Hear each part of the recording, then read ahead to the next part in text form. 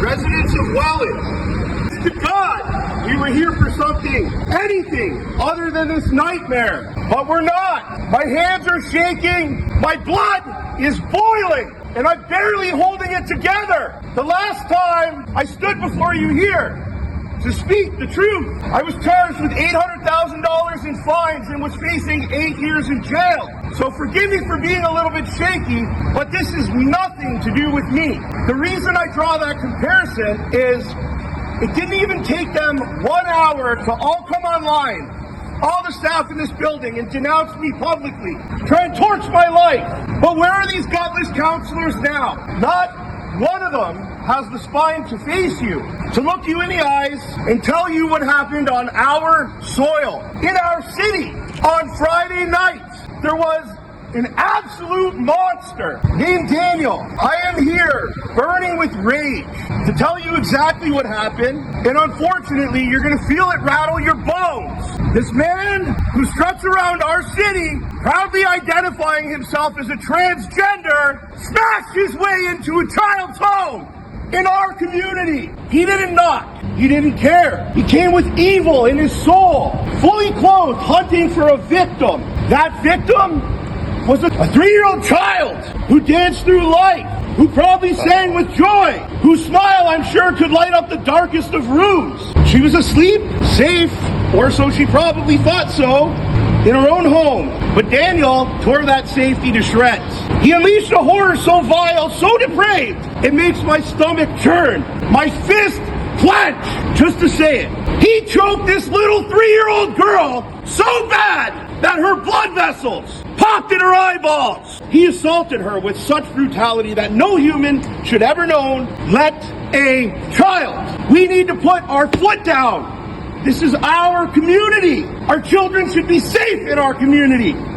Hours and hours of reconstructive surgery were needed to repair the anal and vaginal damage that this sick freak committed.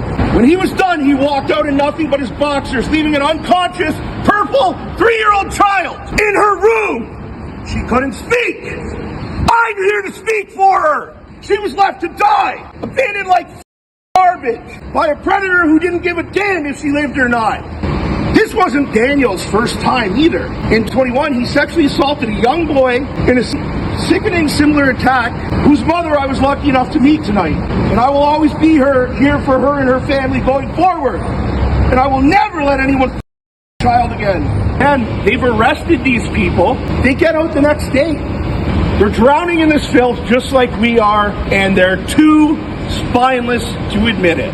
So I'm saying it for them. Our justice system is a rotting corpse, failing us, failing the 3-year-old child. A mother in our community who had this experience happen said she feels like she failed to keep him locked up, failed to protect other kids, and she is not alone. I'm standing here, my heart pounding with fury, feeling like we've all failed that little girl whose smile we may never see the same way again. She's in a hospital bed, fighting to heal from wounds that will scar her body and soul for the rest of her life. Wounds that will scar her body and soul forever. And we're left here choking on our rage, wondering how the hell this happened in our city. But let me make something very clear. Daniel and every other predator that lives in my city that's like him. Just because the police can't keep you caged, you fucking animal, just because the courts let you walk, doesn't mean you're untouchable. You are not safe in Welland. You are not welcome on our streets. I promise you with every fiber of my being that I have faith in this city and in my folk to make sure you never feel safe walking these streets again. Don't you ever dare to touch a child or woman in my community again. You will face consequences so severe. Let that sink in deep. Take it for what you will. Gotta get